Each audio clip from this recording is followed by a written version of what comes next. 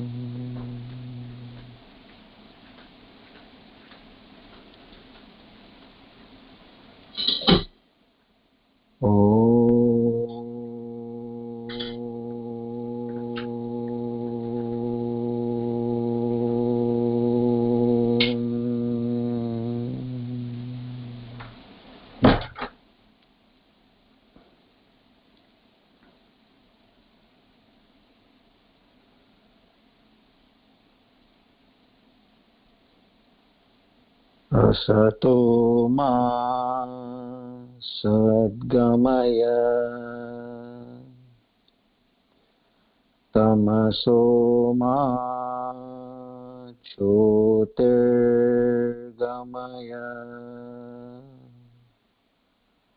मृत्योर्मा अमृतं गमय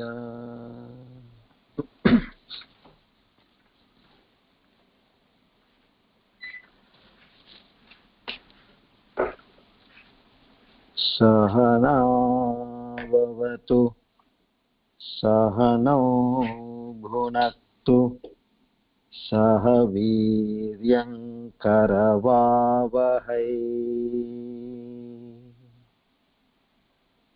तेजस्विनावधीतमस्तु मा विद्विषावहै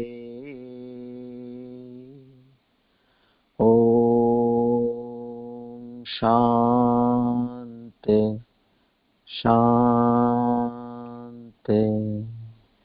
शान्तिः हरि ओम तत्सत्। श्री चिन्मय सद्गुरवे नमः।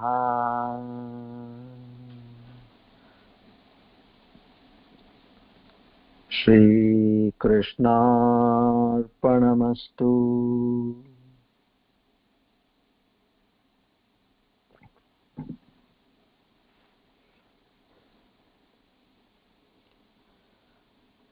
O Lord the Almighty, we offer our sincere prayers and salutations to seek your grace, your blessings, your mercy, your forgiveness, your compassion, your love, your strength and fortitude. We are extremely grateful to you for having blessed us with this divine knowledge. And we seek your grace to understand this knowledge and make it a living reality in our lives. Our salutations and gratitude to the entire Guru Parampara. Om Tat Sat.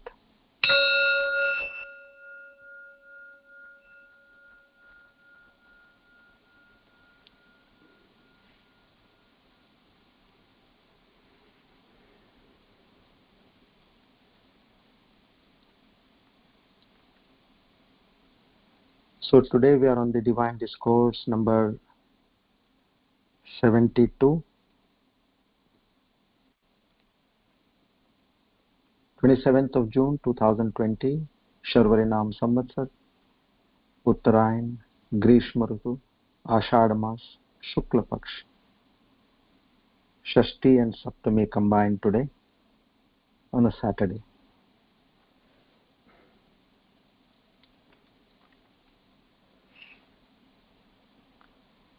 So I think now we all have understood very well what is the importance of sadhana and shuddhi in one's life, apart from gaining the spiritual knowledge. So we could derive a great lot of inspiration from the story of Sri Madhusudan Saraswati, the great scholar of the 16th century. And then how to invoke practice in a more systematic manner.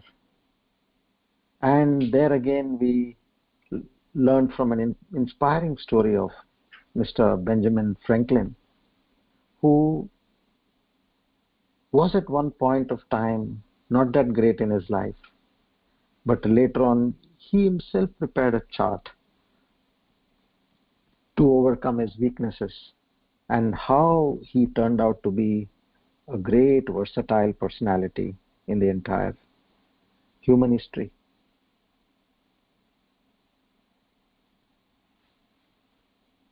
So what is important is of how you look at life.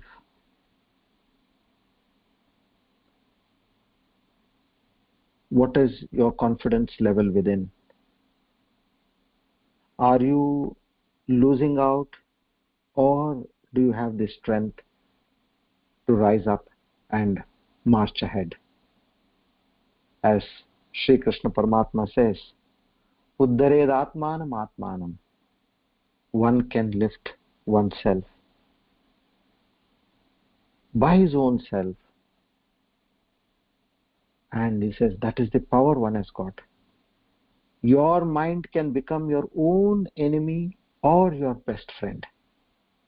It's how you nurture it and tame it.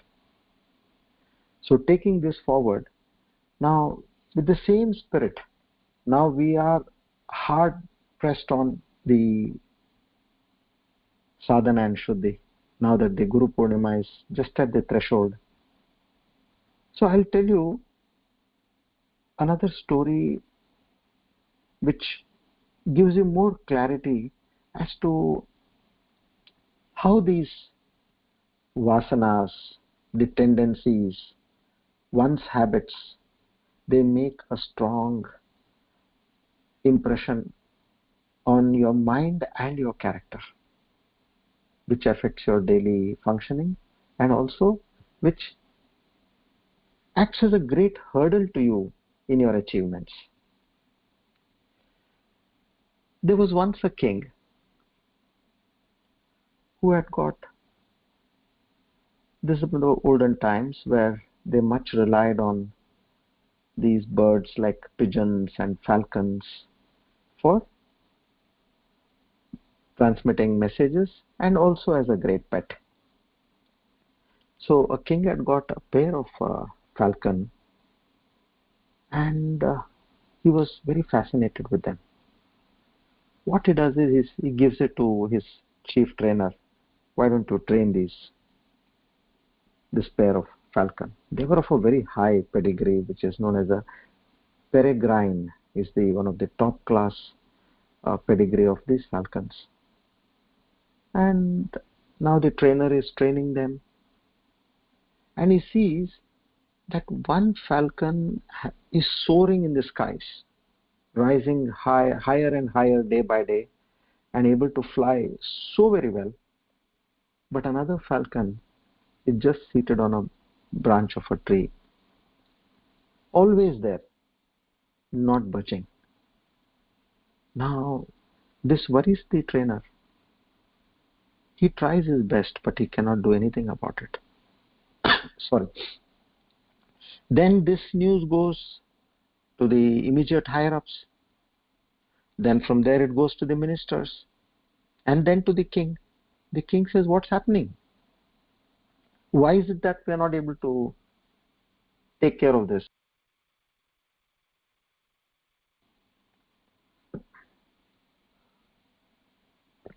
So he says, I somehow want to get this corrected.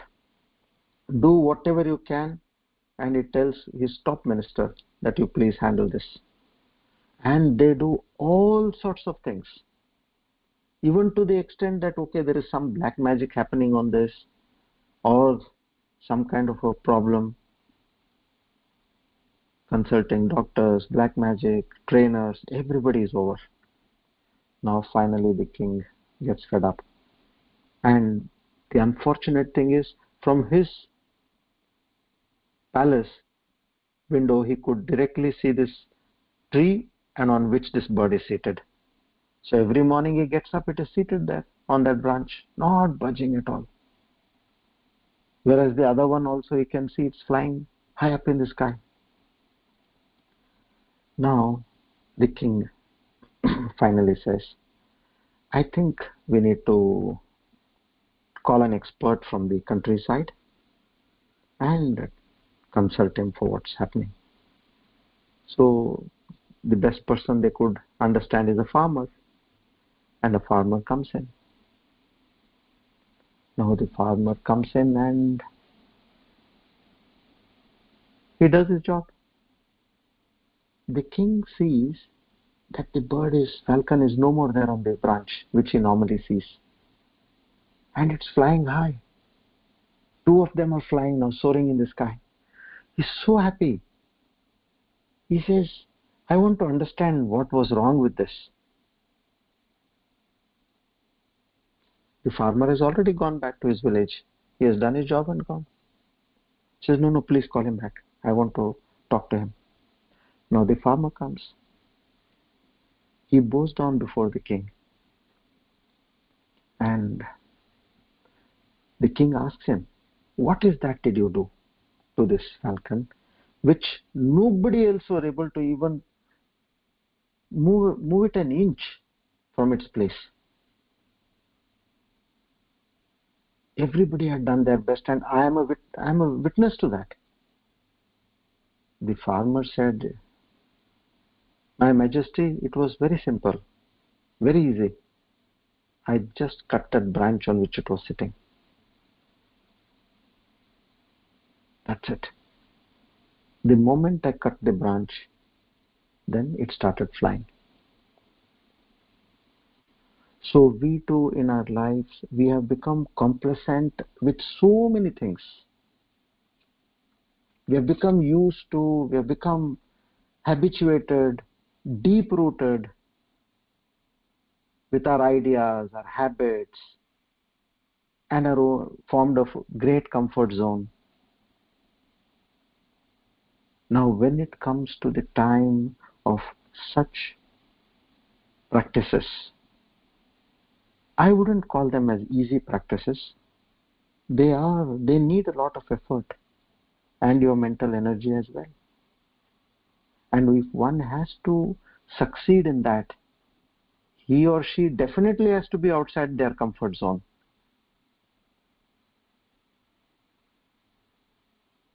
So what we need to do in our lives is, first is we are getting out of our comfort zone and doing the sadhanas. At the basic level, if you have to understand. And at the deeper level, cutting off the branch is what we are aiming at. Because our vasanas are seated deep within. And what we need to do by these sadhanas is, we are going to burn all the past impressions and vasanas. That makes a great way ahead for your spiritual practices and eventually self-realization.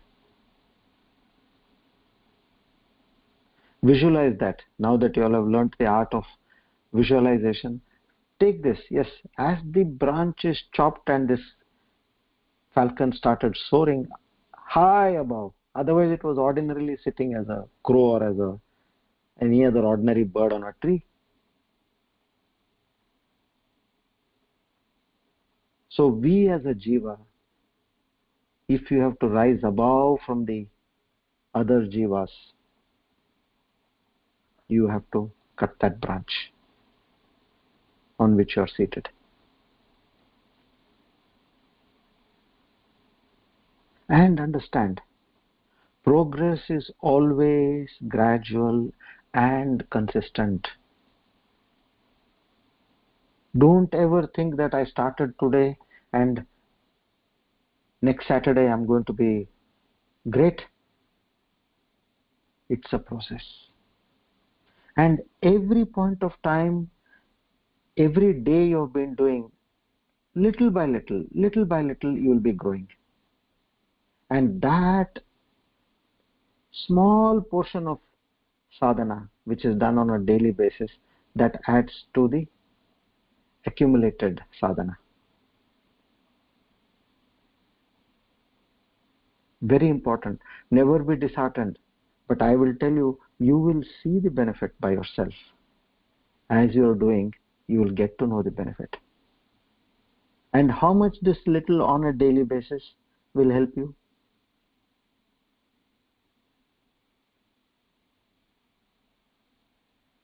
I should tell you this incident. In the US, one of the top basketball coaches by name Pat Riley, he was coaching for the Los Angeles Lakers team, and well, they were always doing very well. And it so happened that one of the years they lost. And that was something which shook the entire team, because they were, most of the time they were winning. Now what happened, that first year they lost, and they said, we are going to put in our best, and they moved to their best ability possible, and they saw that even in the second year they could not gain victory. That was again another loss on this during the second year. Now this was a cause of concern to the coach, because everybody is dejected. Forget about they losing. They are not even wanting to try to practice. Now, this coach, he comes out with a great idea. He says, look, you all have been continuously losing to one of the best teams, which is the Boston Celtics. And now you all are saying that you can't do it. For the third year, you all are given up right now. Even before playing against them, you all have given up. Can I request all of you, he tells them, to show me 1% increase in 5 of your moves. In a game, like, you have several techniques, isn't it? Like your bouncing the ball, that's one of the technique. Then you are throwing the ball into the basket, that's one of the techniques or a art required. Then how you bounce and you run forward, how you pass the ball. So there are several ways of playing this game, which are involved to play this game rather. So he says, pick up 5, whatever you can, and you show me an increase of 1% in each and every act of your game. That's all. Can you all do this? They said yes. What's the big deal? 1% increase we can. And from there, the coach, what he had in mind is, there are 13 players and everybody contributes 5% increase.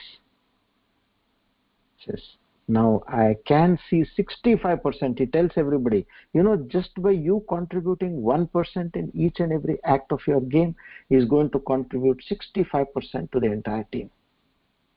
That was very enthusing. And they all practice. Definitely they did better than that 1%. And eventually that team won. And they said for several years there was no defeat for that team. So the moral what we need to understand over here is that even that small change of 1% can move you from an area of a losing team to a winning team. In the same way, now we have to decide what we are going to do, as we told yesterday. And I hope you all are thinking how to make a chart. And also in terms of the sadhana, what all you are planning to achieve over a period of next 1 year. Tomorrow being a Sunday, you will have all the time. So please do this, and probably by Monday we'll revisit on this area. So every single step taken in the right direction will create give you enormous amount of strength. Nothing is less in this process. And now as you are doing this sadhana, the other day there was a question, how do I know that I'm growing in spirituality?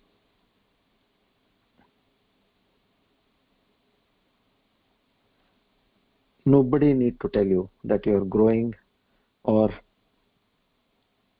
you are constant. You yourself can make out by certain indicators. One of the major indicator is, if any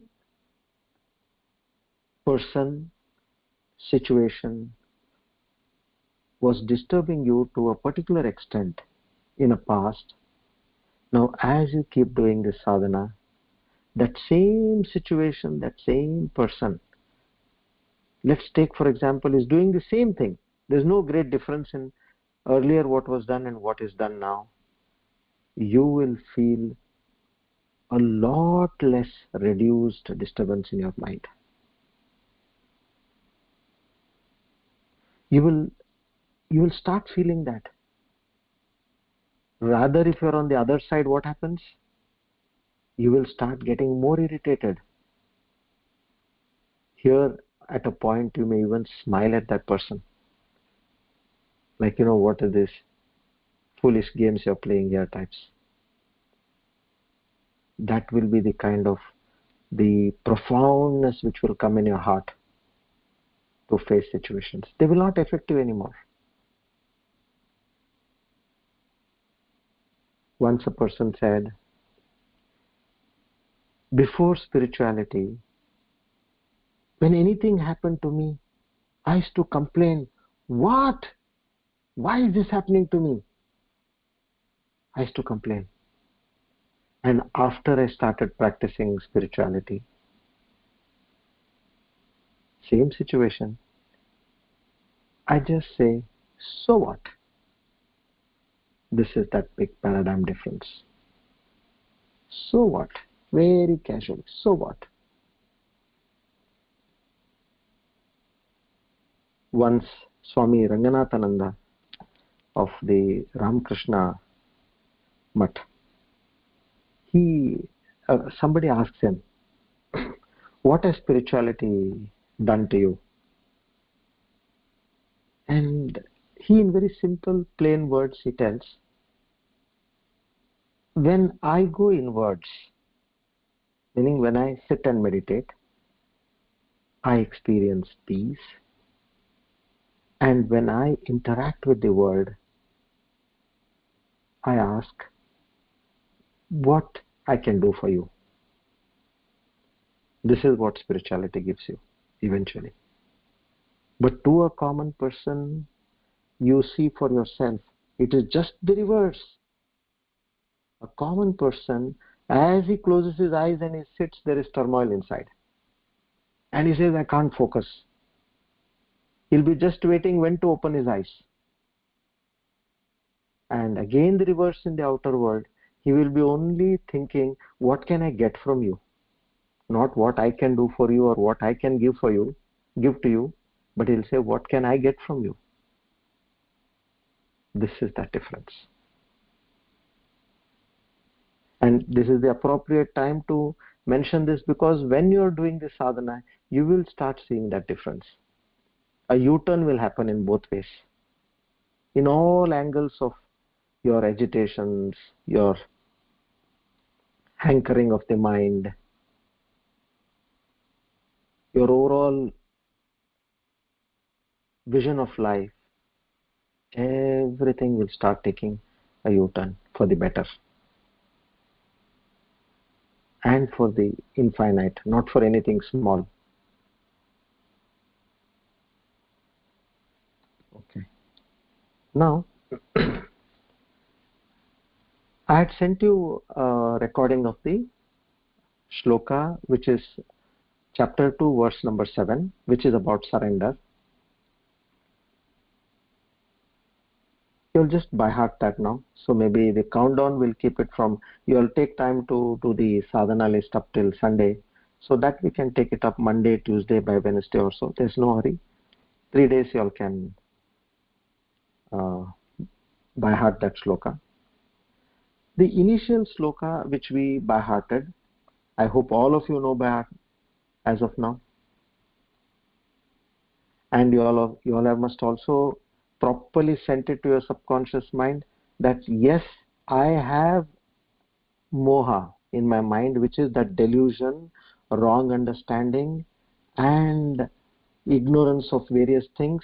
All that I think you all have very clearly put it in your subconscious mind by now.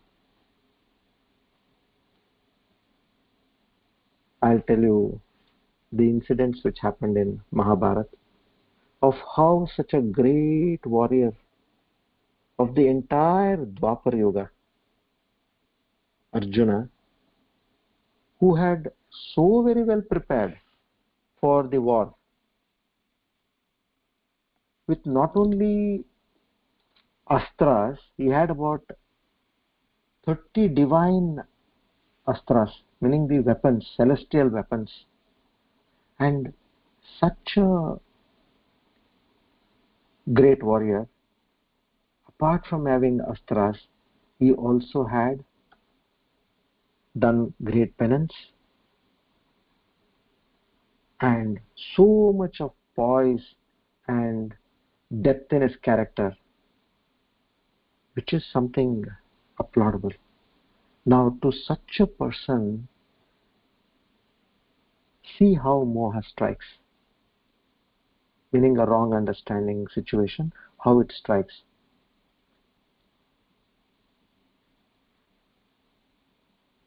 Just before the war, Duryodhana was a disciple of Balrama, the elder brother of Sri Krishna. So now he goes to Balrama and seeks help, and Arjuna also reaches there a little later and he also seeks help. Now Sri Krishna says, okay, you'll come to my place and whoever comes first, I'll give them the choice. Now what is the choice? On one side it is one Akshohini Sainya of the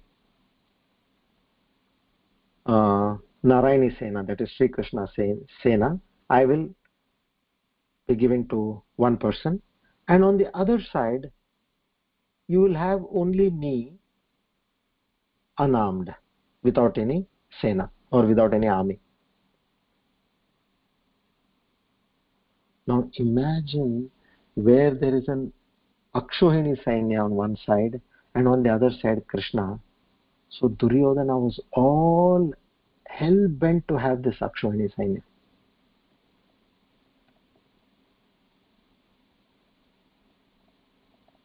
Now it so happens that Duryodhana goes there first, and the Lord is resting and he sees that there is no seating arrangement excepting behind Sri Krishna's head. So he goes and sits on a sofa there. Now Just a few minutes later, Arjuna comes. Arjuna comes and he bows down to the Lord. Although the Lord is sleeping, meaning Sri Krishna is sleeping, he bows down to him and he sits just next to his legs, meaning at his feet, as you say, and not on his cot or on his bed or anything. He sits on the floor. Now, Sri Krishna gets up after a while. He's taking a nap. And since Arjuna is at his feet, he could see him firstly or at first sight. And then he sees Duryodhana is at the back. So there were a lot of discussion, various things happened.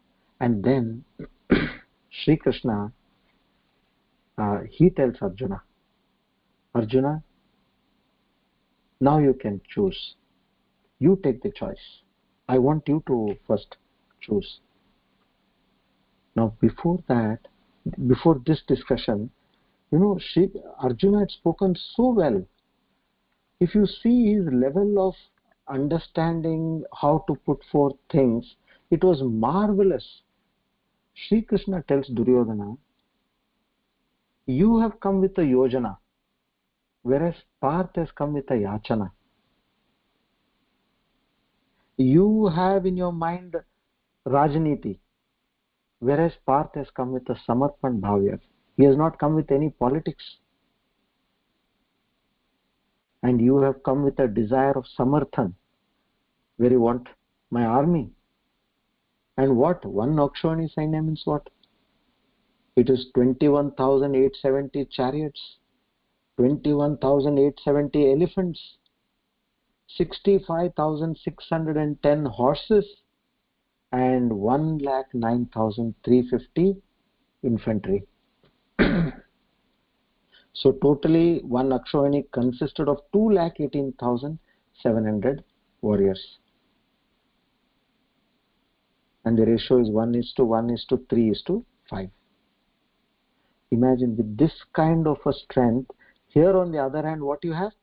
You have only Sri Krishna who is unarmed. He is not going to fight. So already Sri Krishna is impressed with Parth. This is the kind of behavior he has and attitude in life. Meaning he says, you are really now ready for the war. I can see that. You are so poised. You are so cool-minded. Even in such kind of a situation, you are not shaken. So he tells Parth, now you select. You take a choice first. Now, and he also tells Parth, ये तुम्हारा अधिकार है Parth, meaning it is your right. Now Parth, for that, you know what he says? He says, हे माधव, अधिकार तो संपत्ति पर होता है. Meaning this kind of a authority what you are talking, it can only be on worldly matters and materialistic things. Whereas here, what we are talking is प्रेम, ज्ञान और सत्य स्वयं मनुष्य पर अधिकार पाते हैं. They rule over us, no? Love, knowledge, and truthfulness. They rule over mankind. And he says, आप स्वयं तीनों है Madhav.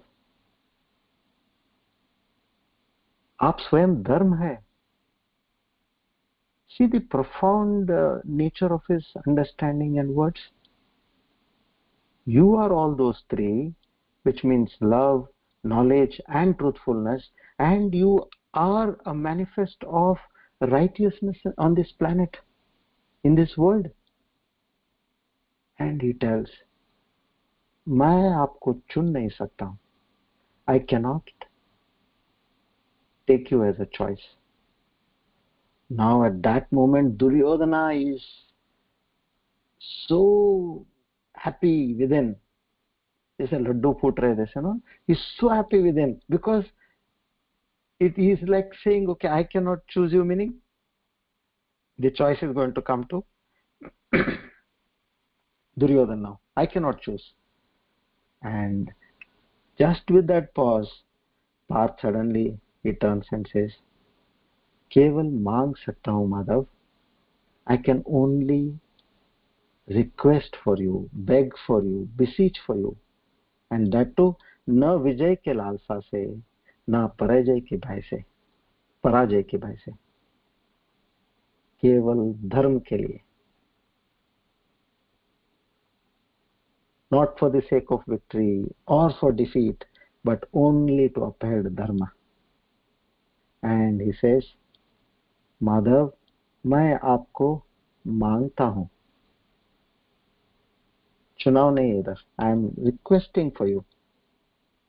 And Duryodhana again, he says, he starts giggling and he says, this सेनाहीन शस्त्रहीन को तुमने मांग लिया पार्थ. ये क्या समझो मैं, उदारता है या मूर्खता? You have taken against one Akshayani Sainya, you have taken Parth, and you have taken Sri Krishna. Should I say you're foolish or you're generous? And then the punchline comes. You know what Parth says? Why I'm telling all this is to tell you what was his construct of mind or his framework. This just happened 4 days before the war. He says, जब गन्ने के रस पात्र में निकल दिया जाता है, महत्व केवल रस का ही रह जाता है, गन्ने का नहीं. When you have crushed the entire sugar cane and taken the juice in a vessel, what is important is the juice in the vessel and not that dry sugar cane which is crushed. I don't know how much Duryodhana understood about it. But when I read these sentences, you get wonderstruck. A person with so much profound understanding of the ground and with so much empowerment of the weapons, see where he goes. I'll throw some light on the weapons he had, a brief idea of the weapons. He had one Anjalika Astra. This was only Arjuna and Lakshmana in Treta Yuga had. Anjalika Astra. And in fact, with this particular weapon, he kills Karna. Surya Astra, where again Arjuna and Hanuman, only these two had in the entire history of this Yuga, which gives a dazzling light and it dries up all the entire water body. And other important astras are the Agneya Astra, which can emit flames which nobody can extinguish. Only Sri Rama and Arjuna had this. And Vayu Astra, a huge amount of wind, only Arjuna and Hanuman had in this entire Yuga. Visoshana, which is again, it can dry up. If there is a counter, if somebody is sending you rain, this can dry up that. And in the entire Mahabharata or in the history, only Arjuna had. And then Sammohana Astra, where it is like you can make everybody unconscious. The entire army, be it 10 lakh people, it can make it unconscious. And this Arjuna and Indrajit is Ravana's younger brother. They had Antardhana Astra, where it can make people disappear. Then Vajra, which was like lightning. Any point of any place in the warfield, you want to hit a bolt of lightning, it will strike there. And only Arjuna had this. Twastar. Twastar was where a very funny astra this is, where the armies, the soldiers of the same group will start fighting against each other, where they mistake their own companions as their enemies. It gives that kind of a mindset to the enemy warriors, and they start fighting within themselves. And only Arjuna had this. And Pashupatastra, most powerful weapon amongst all the astras, which can do everything kind of a thing. It can destroy the whole world. Only Vishwamitra and Arjuna had this astra. So if you take from this point of view of his physical strength, how he was equipped with all these deadly and great powerful weapons, and how well was his mental frame of mind because of the intense penance, tapas he had done. And what happens? On the warfield, when he sees in the opposite army, he sees his teacher, Dronacharya. He sees his great-grandfather, Bhishmacharya, and all others. He gets completely confused.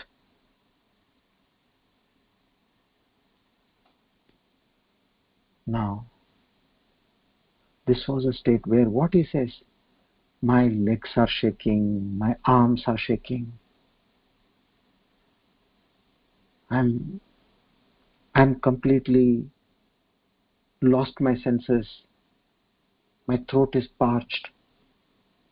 This is the state. Now, he has lost his right understanding. So what we are praying here to the Lord is, let such situation not come to us in our life, where we are completely gone off track.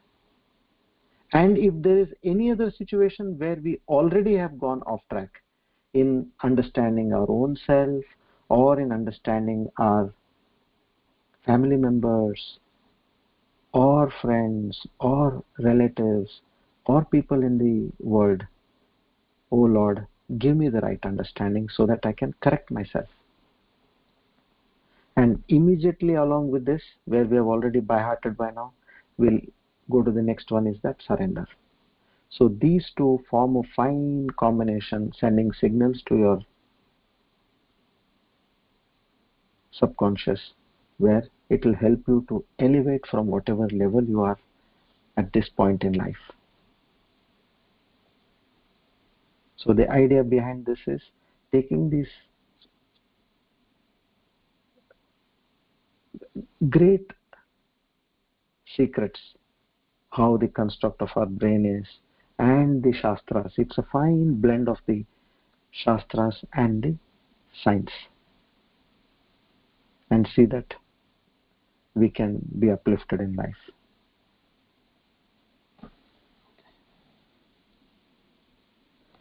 Now, let's meditate.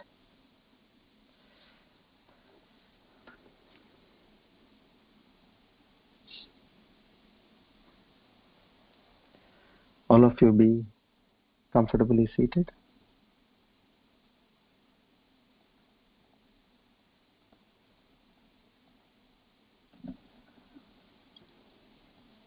If any part of your body is giving you a little pain or discomfort, slightly adjust your body.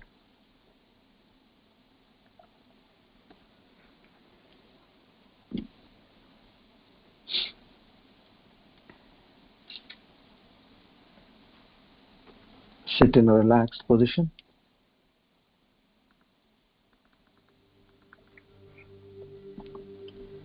Head, neck and spine in a straight line.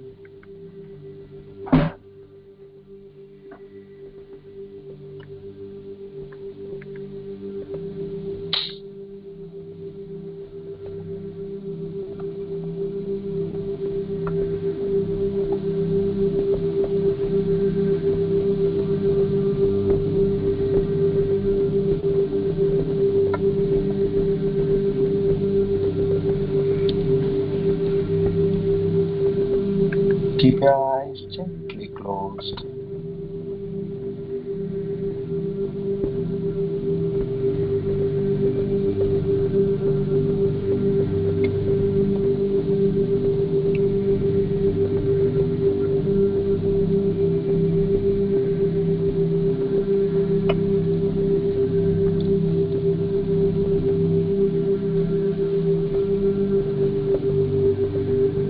As we go to each and every part of our body,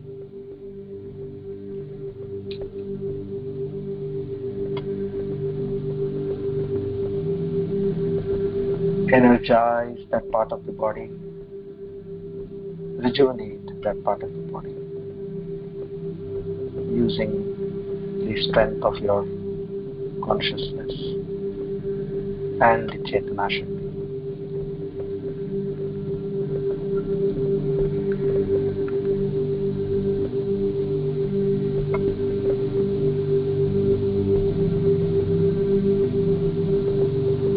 Left leg relax.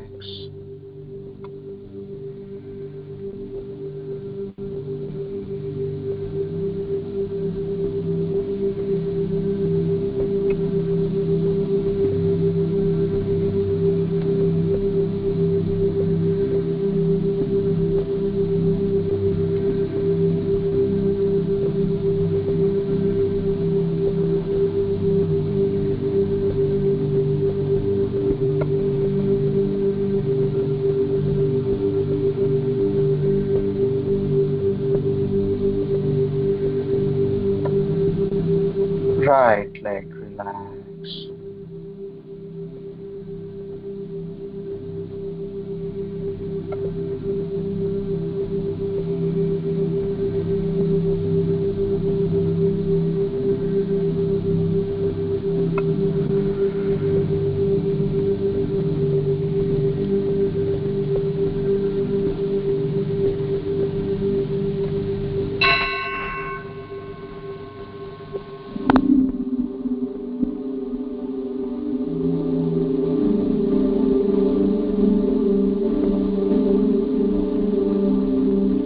Relax your waist.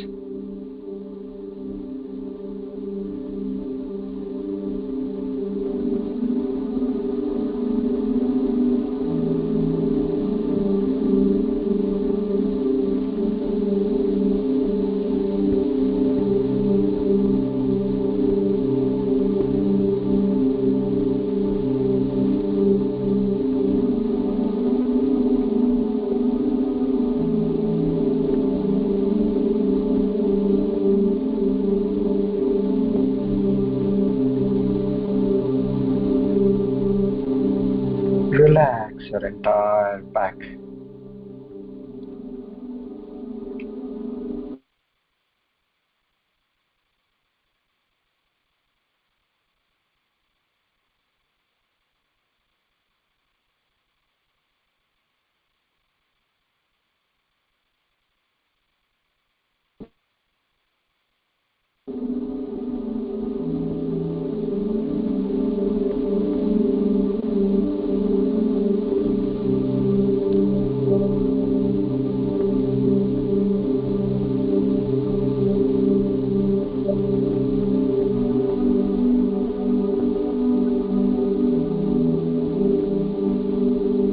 Relax your abdomen and upper body.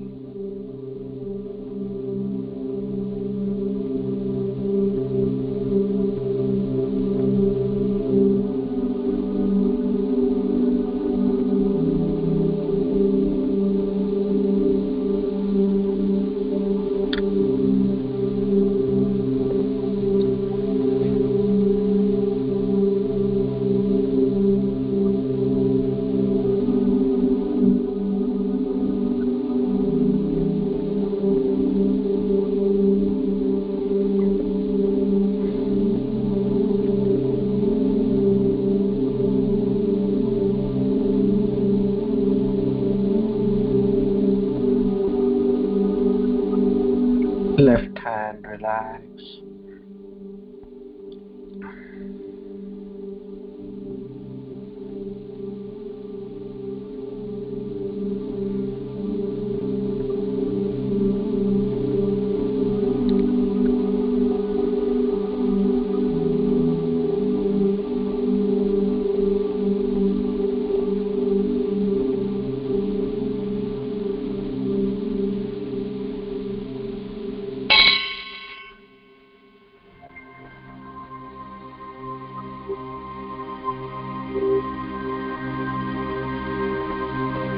Right hand relax.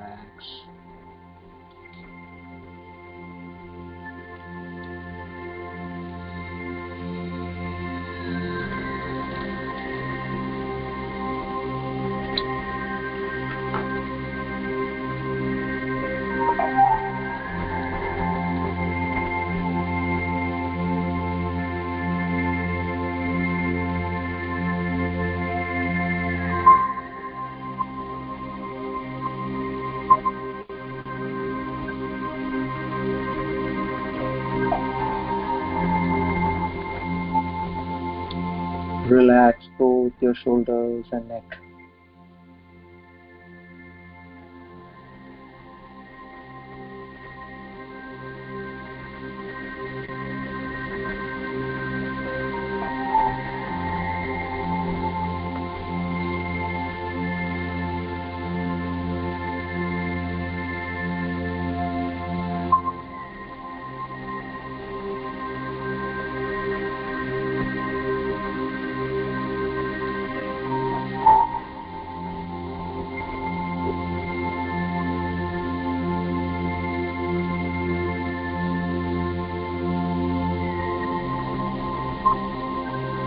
Relax your entire face and your forehead.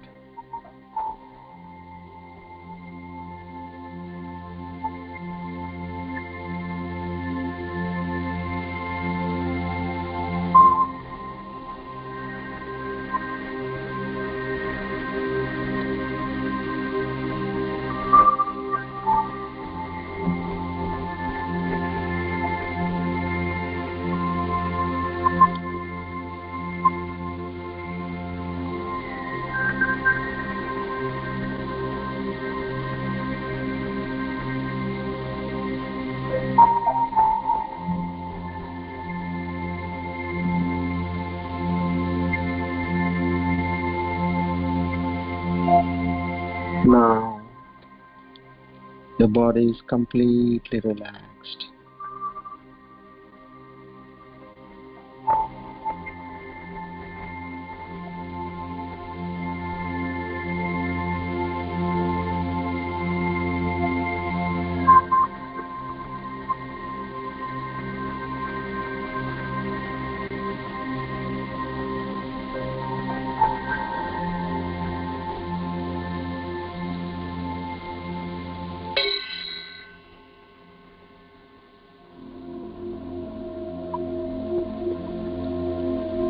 You are breathing normally.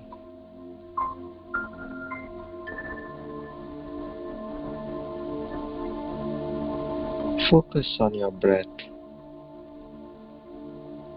at your navel.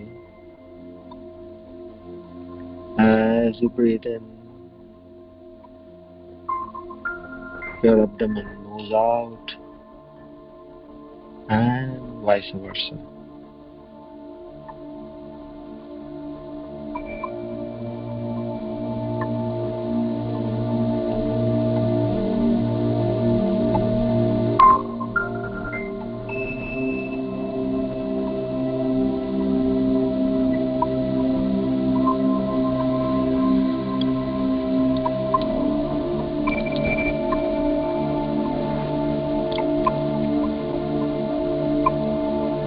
Keep focusing on your breath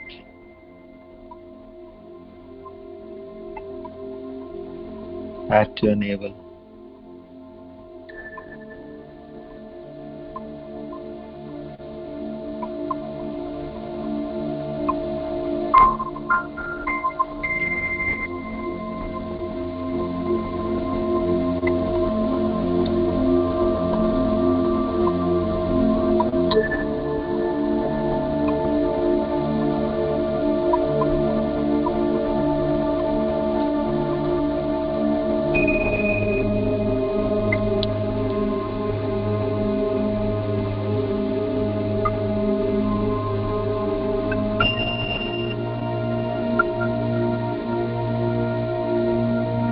Now slowly move your focus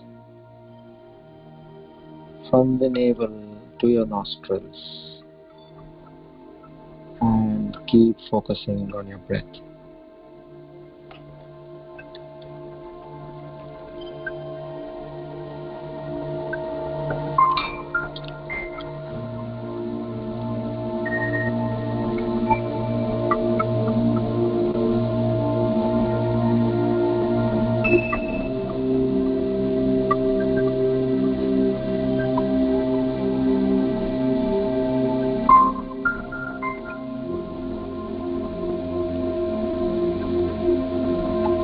Feel the fresh air entering your nostrils.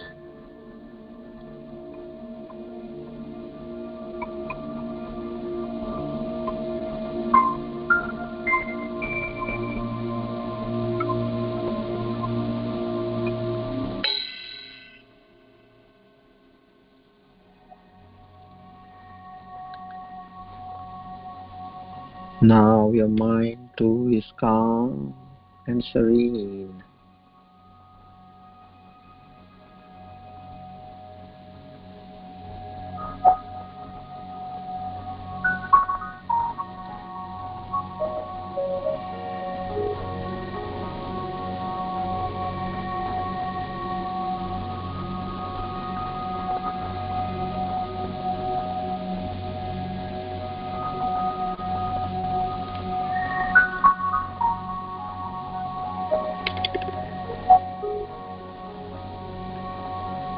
Now let's use the powerful vibrations of a mantra and energize our body and mind.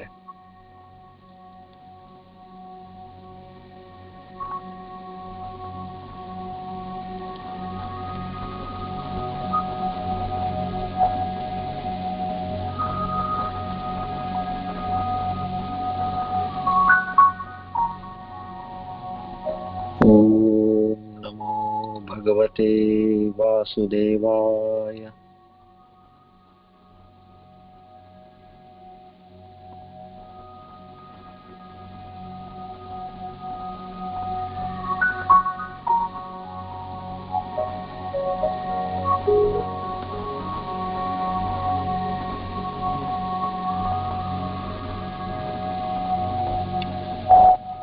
Om Namo Bhagavate Vasudevaya.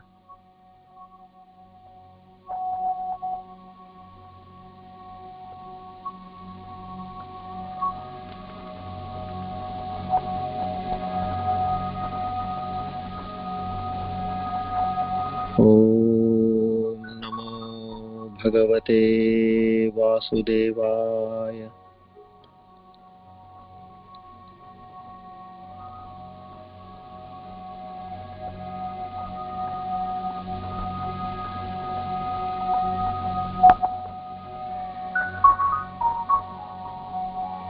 Om Namo Bhagavate Vasudevaya.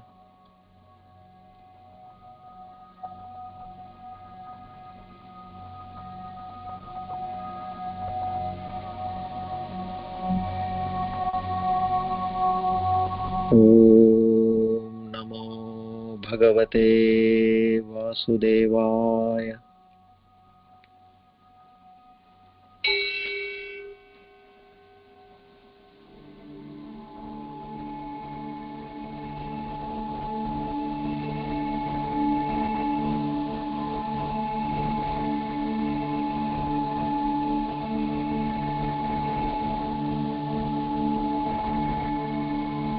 Om Namo Bhagavate Vasudevaya.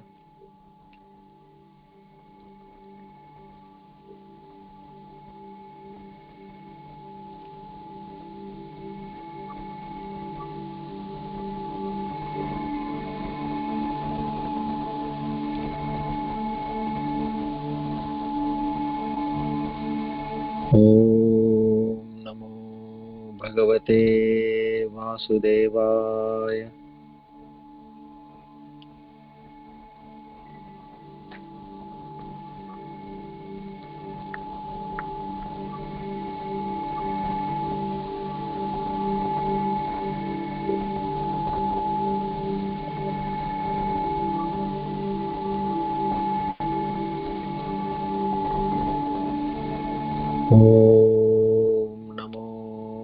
Bhagavate Vasudevaya.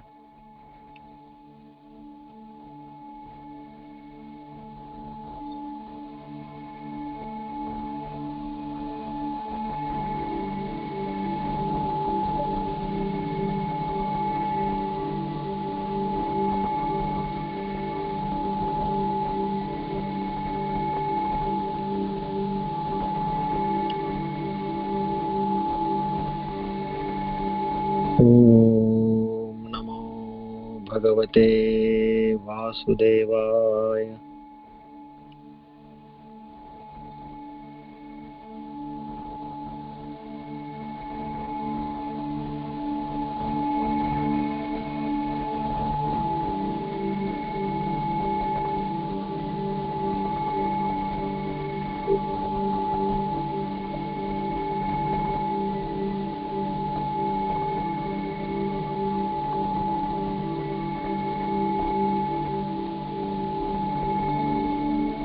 Now, apart from listening to my voice,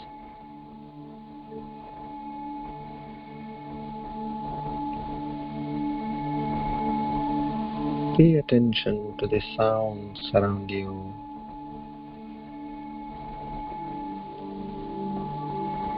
Without being judgmental.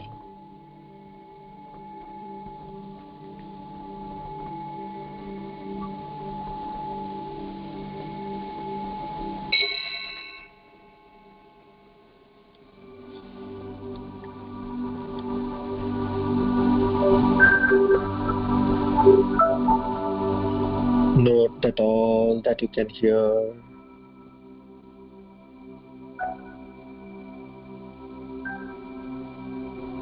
feel,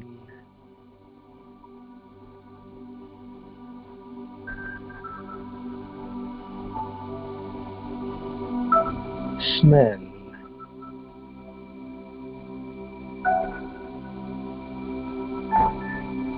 all these are in your awareness.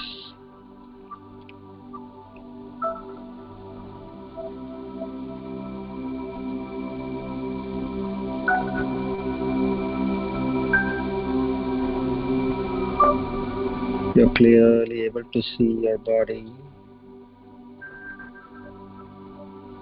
your prana, and your mind,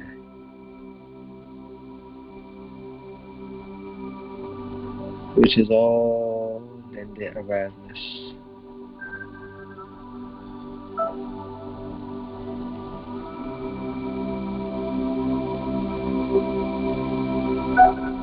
You are that pure awareness, consciousness.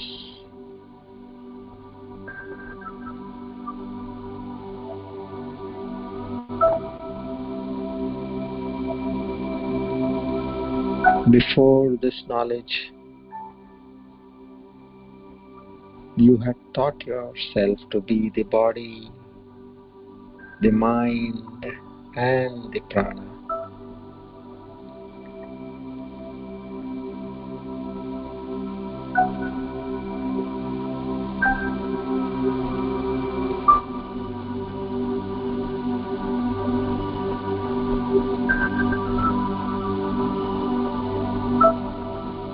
Now you know that the Supreme Truth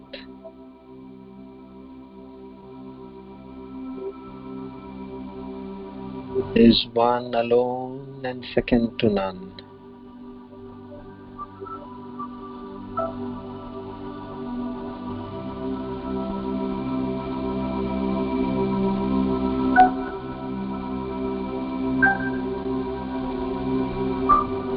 Be established in that Supreme Truth.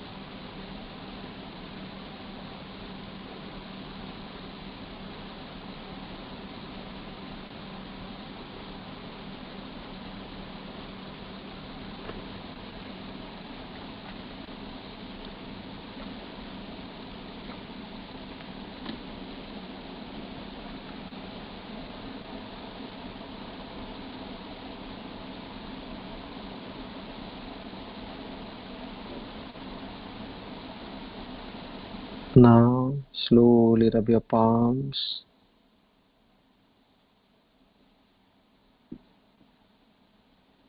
Place them on your eyes. Gently and lovingly open your eyes.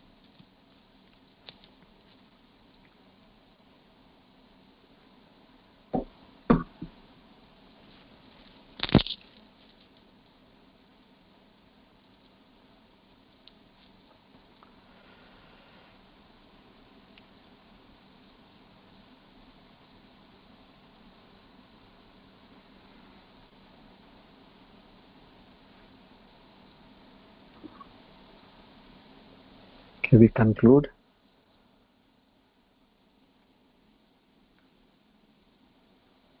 Om Purnamada Purnamidam Purnat Purnamudachyate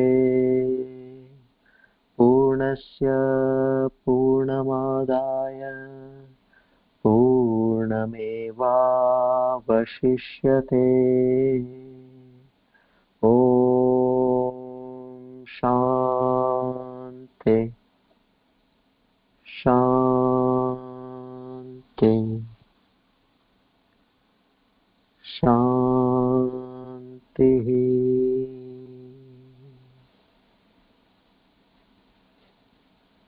Hari Om Tat Sat. Shri Chinmaya Sadgurave Namaha. Shri Krishna Arpanamastu.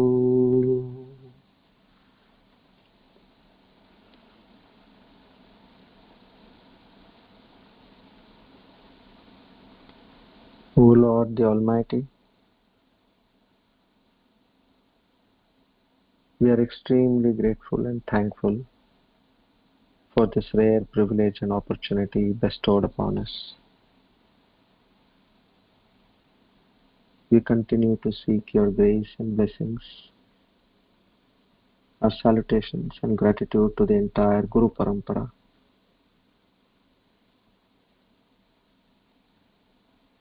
Om Tat Sat.